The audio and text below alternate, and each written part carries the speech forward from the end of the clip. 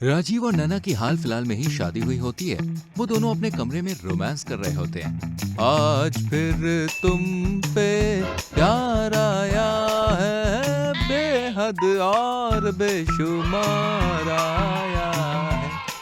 वक्त बर्बाद न बिन बात की बातों में कीजिए, आज की रात मजा हुस्न का आंखों से लीजिए। राजीव, अरे ओ राजीव, कहाँ मर गया? जल्दी आजा। ओफो, ये माँ जी भी ना हमेशा हमारी सुहागरात को ग्रहण लगा देती है। एक हफ्ता हो गया हमारी शादी को, लेकिन अभी तक हमने ठीक से सुहागरात तक नहीं मनाई है। अरे कोई बात नहीं बेबी, अपने अंदर की आग को जलाए रखना, मैं उसे जरूर बुझाऊंगा। अभी आता हूँ मैं, ओके? राजीव अपनी माँ बिजली के पास जाता है, तभी राजीव बेटा, गांव में रहने वाले तुम्हारे दोस्त रंजू के पिता की मौत हो गई है। जाओ, जाकर मिलाओ उससे। क्या? अरे बाप रे, रंजू के पिता की मौत? ठीक है माँ, मैं अभी जाता हूँ। राजीव अपने गांव जाता है और अपने दोस्त के दुख भरे समय में उसका सहारा बनता है। फिर जब वो गांव से लौट रहा होता है, तभी उसकी गाड़ी राठौड़ी नाम के एक दूसरे गांव में बंद पड़ जाती है, जिस कारण वो बहुत परेशान हो जाता है। ओफो, अब क्या करूं? ये गांव तो काफी सुनसान है। शाम के 7 बज रहे हैं, उसके बावजूद भी यहाँ पर रात के 2 बजे का माहौल छाया हुआ है। ये क्या? हर घर में दो दरवाजे? उस गांव के घरों के बाहर दो दरवाजे थे, एक बड़ा दरवाजा और एक छोटा दरवाजा। बड़ा दरवाजा तो बंद ही था, लेकिन हर एक छोटा दरवाजा खोला हुआ था। ये देखकर राजीव को बड़ी हैरानी हुई। ऐसा कैसे हो सकता है? रात को सोने के बाद भी लोगों ने छोटा दरवाजा खुला रखा हुआ है। बेटा, कौन हो आप? मैं यहीं पास में रहता हूँ। जिस घर की तरफ तुम देख रहे हो वो मेरा ही घर है। चाहो तो तुम आज रात किराया देकर रुक सकते हो। मेरी गाड़ी भी बंद पड़ी है, लगता है आज की रात यहीं रहना सही रहेगा। आगे सफर भी नहीं कर पाऊंगा मैं अंधेरे में। राजीव उस आदमी के कहने पर रुक जाता है और उसे किराया दे देता है। लेकिन 15 मिनट बाद अचानक से दरवाजे पर खटखट होने लगती है। कौन है?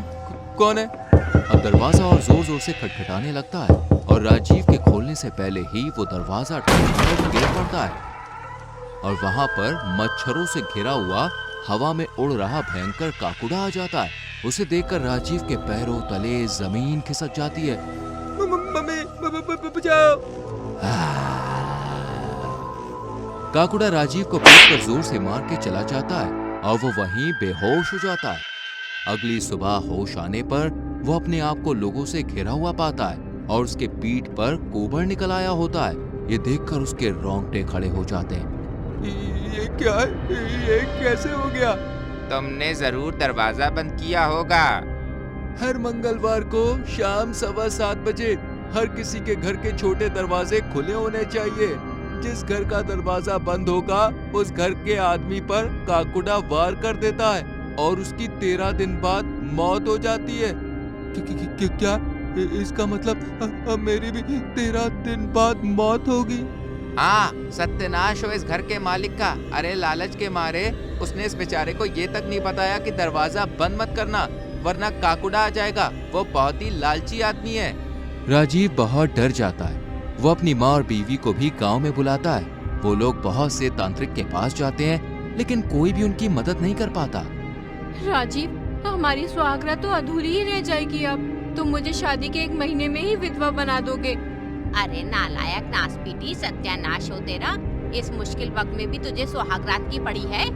बेटा, अब तो एक ही रास्ता है, काकुड़ा को चकमा देना, वो भी एक नाटक से।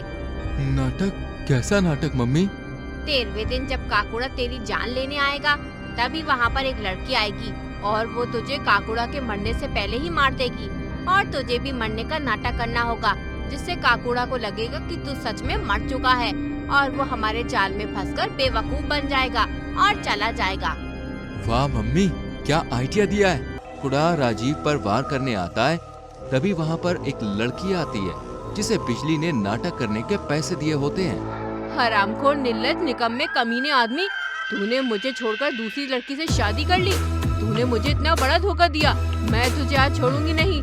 आज मैं तुझे जान से मार दूंगी। नहीं, ये क्या, मैं इसे मारने का शुभ काम करने वाला था, लेकिन ये लड़की मुझसे पहले चांस मार रही है। वो लड़की झूठ मूठ में राजीव के पेट में चाकू घुसाती है और राजीव मरने का नाटक करता है, जिसके बाद काकुड़ा वहां से चला जाता है। अच्छा हुआ मैंने अपने पेट पर ये स्पंज लगा लिया था, ताकि मुझे कुछ भी ना हो और काकुड़ा बेवकूफ बन जाए और यहाँ से चला जाए।